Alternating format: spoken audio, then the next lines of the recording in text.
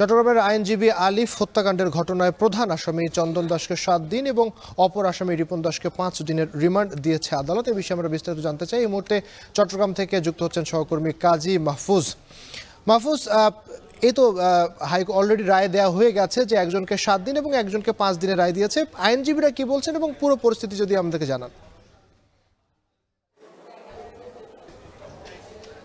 আবির, চট্টগ্রামের চাঞ্চল্যকর আইনজীবী সাইফুল ইসলাম আলিফ হত্যাকাণ্ডের ঘটনায় হওয়া মামলার প্রধান আসামি চন্দন দাস এবং অপর আসামি যিনি রিপন দাস, দুইজনকেই বিকেল 3টায় চট্টগ্রাম আদালতে নিয়ে আসা হয়। এরপর পরই নিয়ে যাওয়া হয় বিশেষ মেট্রোপলিটন আদালতে।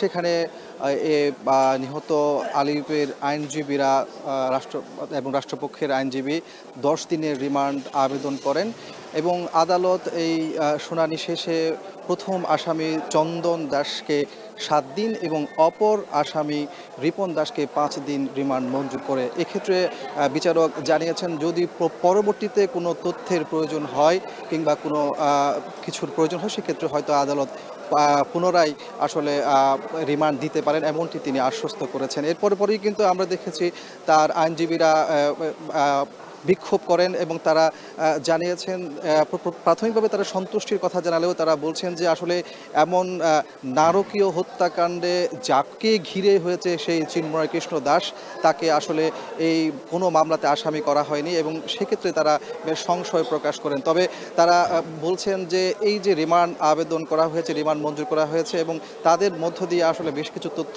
বেরিয়ে আসবে, এমনটি তারা আশা প্রকাশ করেছেন। এবং আপনাকে জানিয়ে রাখি যে এই হত্যাকাণ্ডের ঘটনার প্রধান যে আসামি চন্দন দাস, তাকে কিন্তু গত বুধবার ভৈরব থেকে আটক করা হয় এবং অপর আসামি রিপন দাসকে চট্টগ্রামের আনোয়ারা থেকে আটক করা হয়। তারপর পরেই মূলত তাদেরকে আদালতে নিয়ে আজকে রিমান্ড আবেদনের প্রেক্ষিতে রিমান্ড মঞ্জুর করা হয়। তো এই ছিল আমার কাছে চট্টগ্রামের আদালত থেকে সবশেষ তথ্য।